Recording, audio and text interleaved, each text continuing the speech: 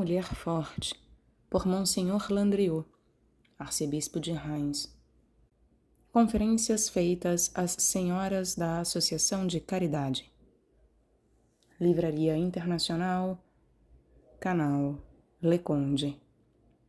Caros ouvintes, caso desejem seguir o que aqui é lido, acompanhar a leitura, isso é possível através do link que está no descritivo. Meus agradecimentos à Biblioteca Alexandria Católica, que disponibiliza estes livros maravilhosos para nós.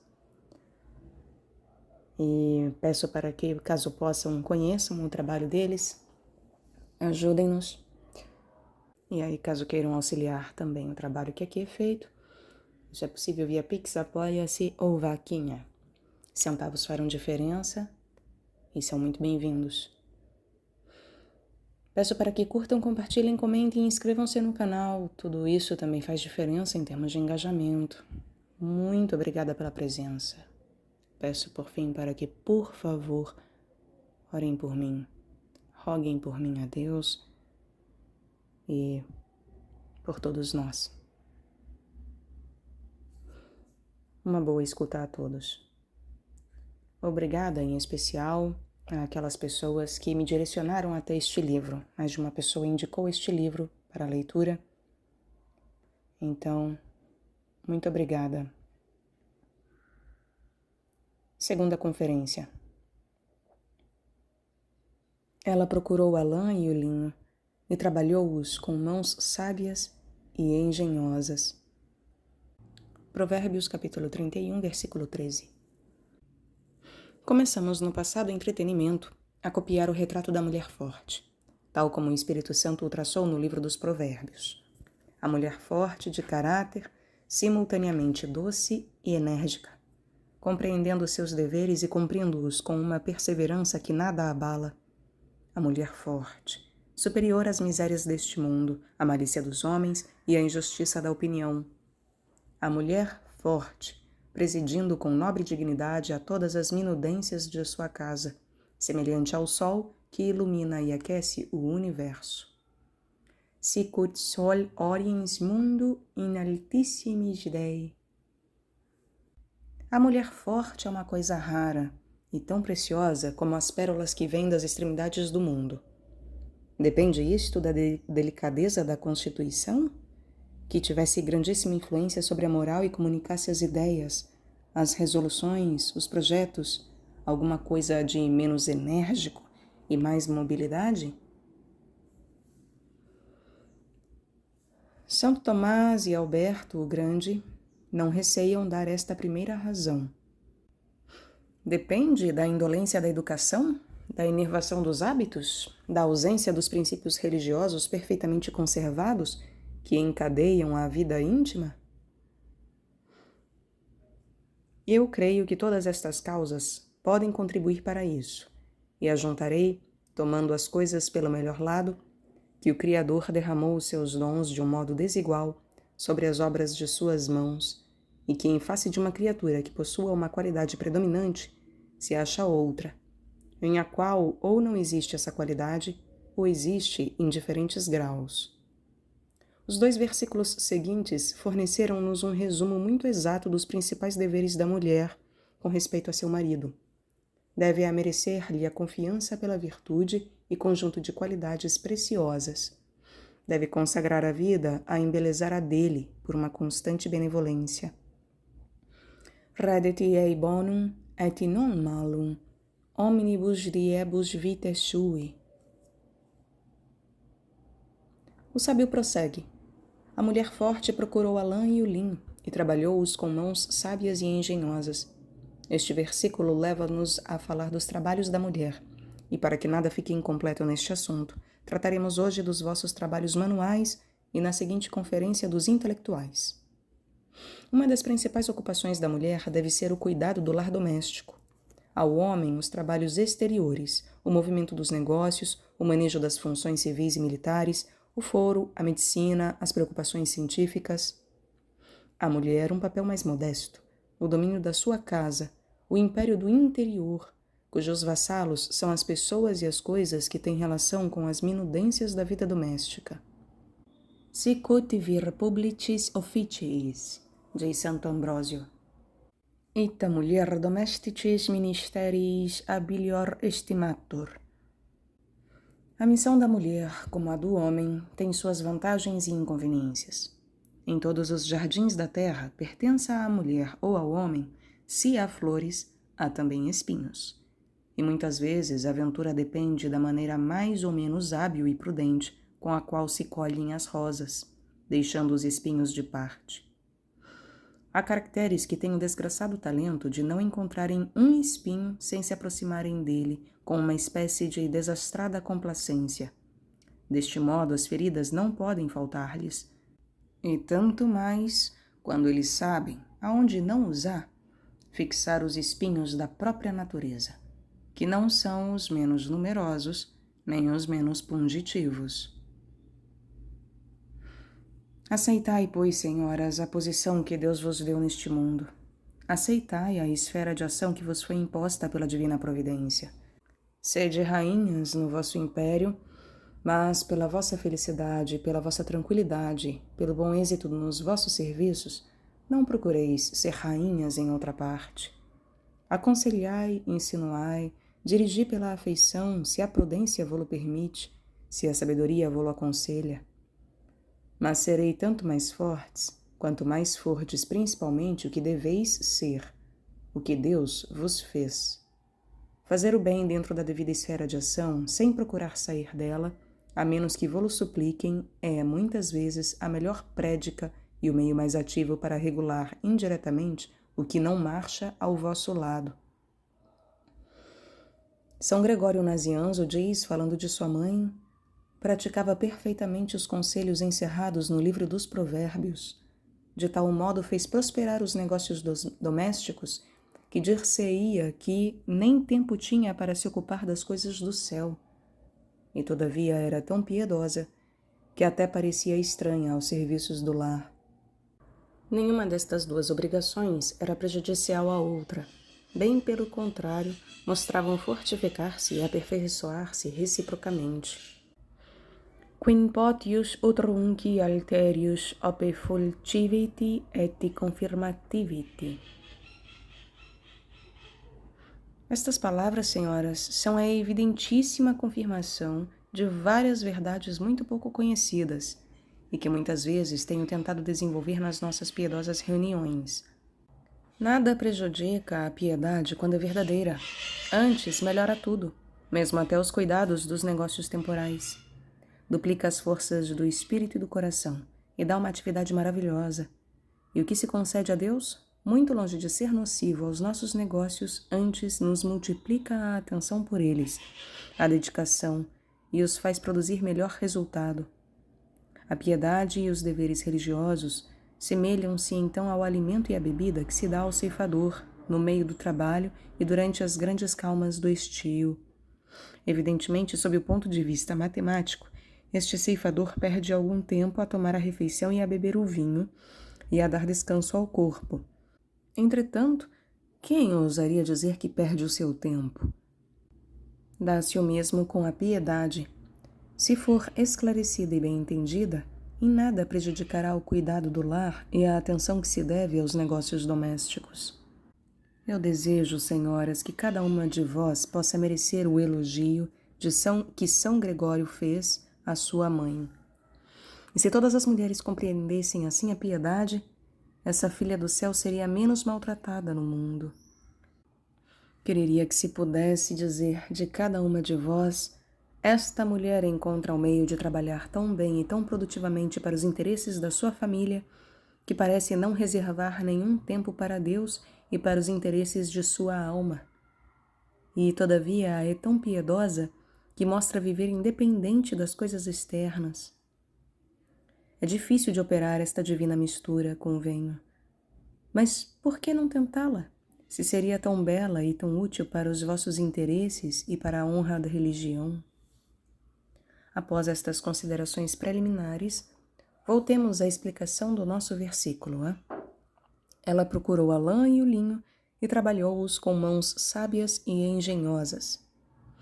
E a Escritura ajunta mais tarde: a mulher forte tomou o fuso.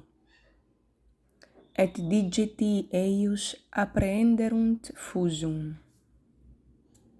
Uma das grandes calamidades de muitas mulheres é a de não saberem ocupar-se e ocuparem-se de trabalhos de inteligência, e em breve vos falarei deles.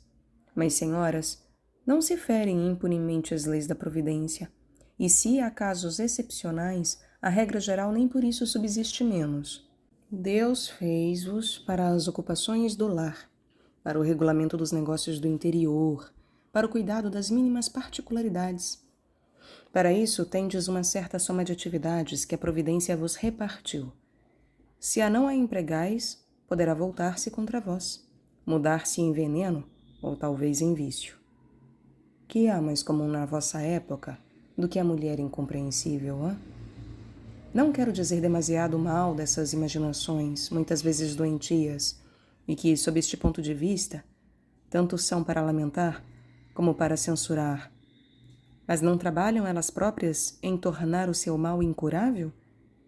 E se a alma é incompreensível, não vem isso de ser o seu gênero de vida também alguma coisa incompreensível? Em vez de se ocuparem de coisas que convenham ao seu sexo, gastam o tempo a sonhar. Têm o cérebro em constante trabalho fantástico. Levantam castelos no ar. As mulheres sérias preferem o terreno das realidades e naturalmente não compreendem aquelas quando as encontram. Não há nada mais próprio para o desenvolvimento de vapores ilusórios do que o gênero de existência mais ou menos quiméricos. Os nervos continuamente distendidos fastigam-se e acabam por se irritarem, tomando uma tensão doentia. A doença torna-se crônica, e deste modo nascem as existências inclassificáveis que são, no meio das realidades da vida, como verdadeiras sensitivas que tudo retrai e que tudo irrita, e das quais a primeira causa de irritação está no próprio interior, sem que elas o pensem. Recordo-me de ter outrora encontrado nas montanhas de Morvan mulheres que viviam em uma espécie de covis, levantando-se ao romper da manhã e passeando por toda a parte uma saúde florescente e um rosto sempre radioso. Posso assegurar-vos que elas não tinham ilusões, porque lhes falecia o tempo para as alimentarem. Se quereis, senhoras, passar bem de corpo e espírito, evitai com extremo cuidado os estados cismadores, os hábitos dos passeios aéreos, em que a inteligência e o coração se esgotam no vácuo. Eu gostaria, se não tivesseis outra ocupação, que fosseis passear ao meio, passeio de La Roche junto ao mar. Ao menos a brisa do mar faz bem e dilata o peito, enquanto a atmosfera de certos devaneios estiola a existência física e moral, sobretudo quando se junta a isto a desgraça das leituras de romances mais ou menos sensuais que são para a alma o que são para o corpo o ópio e certas plantas narcóticas do Oriente. Devaneios indolentes, pesarosos e algumas vezes voluptuosos. Devaneios acompanhados de leituras romanescas, vós, devaneios, tendes matado mais mulheres do que as enfermidades. A ocupação é um dos principais remédios contra esse mal, mais grave do que se julga. E eu falo primeiro da ocupação exterior, do trabalho manual. Escutai Clemente de Alexandria, abre aspas. Os trabalhos do corpo convêm às mulheres. Todas as obras de agulha e bordado, todos os diversos cuidados, que delas reclama o bem-estar interior da família, de que são as protetoras naturais e obrigadas. Cumpre-lhes velar pelos objetos de que há necessidade seus maridos, e de lhos darem elas próprias, conservar e entreter em bom estado os vestidos às suas famílias, arranjar por suas próprias mãos, em caso de necessidade, o beber e o comer, e apresentá-los a seus maridos com a graça de uma afetuosa amenidade. Atuando assim, a saúde fortifica-se em um sábio equilíbrio, e Nosso Senhor ama as mulheres deste caráter. Gosta de vê-las preocupadas com trabalhos úteis, tomando o fuso e agulha, e não corando por darem como Sara aos viandantes fatigados todos os cuidados de uma benévola hospitalidade. Fecha aspas. As mulheres mais distintas da antiguidade, senhoras, as princesas e as rainhas, entregavam-se aos trabalhos de agulha, faziam vestuários de lã e não desdenhavam nenhum dos trabalhos que outra talvez considerasse em nossos dias como uma desonra. O historiador latino conta que depois de ter feito prisioneiras a mãe de Dário e uma parte da família real, Alexandre o Grande lhes enviou vestidos feitos por Macedônia, com os próprios alfaiates, a fim de que a família de Dário pudesse tirar os modelos e fazê-los iguais. A rainha-mãe pôs-se a soluçar, considerando esta proposição como uma injúria, e realmente os persas, nação afeminada e abastarda, tinham tal serviço como indigno de mulheres educadas. Alexandre, sabendo-o, julgou-se na obrigação de lhes pedir desculpas. Eu enganei-me, lhes disse ele, tratando-vos conforme os usos da Grécia, pois este vestuário que trago é não só um presente de minhas irmãs, mas um trabalho das mãos delas. Plutarco diz, na vida de Augusto, que este imperador romano não usava senão os vestidos feitos por sua esposa, sua irmã, sua filha e pelos outros membros de sua família. Forçoso é confessarmos que estamos muito distanciados destes hábitos passados.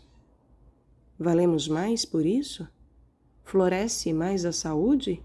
São mais severas as imaginações? Os usos mais verdadeiros e mais em harmonia com a sã natureza? Seja ao menos permitido duvidá-lo. Desejais autoridades cristãs sobre o mesmo assunto? Temo-la de sobra. São Jerônimo aconselha às mulheres os trabalhos de lã, o exercício do fuso e tudo quanto se relaciona a este gênero de ocupação, e chama as coisas pelos seus verdadeiros nomes, não receando designar o fio, o fuso, a trama, a roca ou a açafate, sem contar o polegar que faz habilmente manobrar o que se lhe confia. Discate et lanam facere, tenere colum, ponere in gremium coletum, rotari fusum, stamina pollice ducere. Carlos Magno mandava ensinar às suas filhas todo o trabalho manual, e, perguntando-se-lhe a razão disto, respondeu: é primeiro para lhes evitar a curiosidade, e depois, não podemos garantir-vos contra os golpes da sorte, se alguma vez a adversidade as ferir, se terão um meio de preverem as suas necessidades. As razões de Carlos Magno são sérias e profundas. Meditai-as alguns instantes comigo. Primeiramente, é essencial evitar à mulher a ociosidade, porque é a mãe de todos os vícios. A mulher ociosa experimenta a necessidade de sair de casa e de passear por toda a parte a sua inação. Sem este cuidado, que se lhe torna uma necessidade desgraçada, abafaria em casa. Mas, saindo, fere a caridade, cria inimigos, divulga os segredos de família, comete uma multidão de imprudências pelas palavras e ações. E quando se recolhe, vai mais doente do que quando saíra. É a ociosidade a que, arrancando a mulher ao seu centro e criando-lhe urgências externas, introduz no lar a mais completa desordem, a mais deplorável negligência. Tudo se entrega aos criados, serviços e crianças. Tudo se deteriora física e moralmente. O marido descontenta-se, nada avança, vai tudo em debandada. E o interior da família, que deveria ser um ninho de amor e de repouso, torna-se insuportável para todos. Os maus pensamentos também tomam facílimo nascimento em uma alma entregue à ociosidade, e esta semente perigosa espalha-se e pulula em breve, como as parasitas em um jardim abandonado. Um momento chega em que a mulher cai. Ignora-se como, e nem ela própria sabe. A queda foi tão rápida como uma escorregadela no gelo. A primeira e a principal causa foi a ociosidade. Foi ela que, insensivelmente e à maneira de recreio, conduziu a alma ao canteiro verdejante. O canteiro tinha em alguns pontos inclinação para os precipícios. Um passo bastou, e, uma vez no declive, rola-se. E não há como parar. Um outro inconveniente da ociosidade é o enfado que ela passeia como um véu fúnebre sobre a existência inteira. O trabalho, que é um peso, é também uma felicidade. Substitui a existência, fecunda, e a gente sente que vive e é feliz na plenitude desta força vital. Mas o homem ocioso está no vácuo, abafa, estiolam-se-lhe as faculdades e enervam-se. E ao estiolarem-se, fazem sofrer uma agonia cruel à alma que se envenena lentamente. Um homem riquíssimo, cuja família eu conheci, passava uma parte do dia a dizer: como me aborreço! Sou rico e sempre aborrecido. Teria sido muito mais feliz com a pobreza por patrimônio e o trabalho por tesouro. A causa principal era uma vida sem ocupações, vazia, e recaindo sobre si própria como os ramos de um chorão. A segunda razão dada por Carlos Magno é verdadeiramente admirável na boca deste imperador. Receava que suas filhas empobrecessem um dia, e queria que estivessem prevenidas contra a miséria. Concebia-se que as testas coroadas de nossa época tivessem essa linguagem, mas que Carlos Magno, à frente de um vasto império em que as ideias revolucionárias eram desconhecidas, exprimia semelhantes temores, eis o que, pelo menos à primeira vista, pode parecer bem extraordinário. Mas este monarca tinha o olhar perspicaz e desconfiado do gênero. Como os homens superiores, elevados acima dos outros, sentia mais o vácuo das coisas humanas. Tinha pouca confiança na mobilidade das coisas passageiras. Seja como for, o seu conselho é de excessiva utilidade para as gerações atuais. Vivemos em uma época de tal modo atormentada que uns, por um motivo, outros por outro, se podem achar em graves embaraços.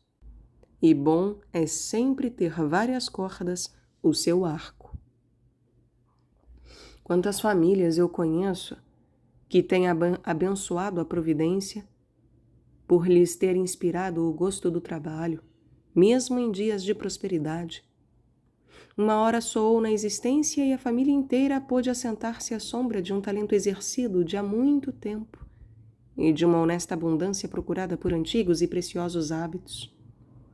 Ninguém podia ter maior clareza no futuro do que Carlos Magno, e uma vez poderoso imperador, receava pelo futuro de seus filhos. Não vos deixais adormecer, por modo algum. Sem que sejais pessimistas, não vos entregueis a uma confiança ilimitada.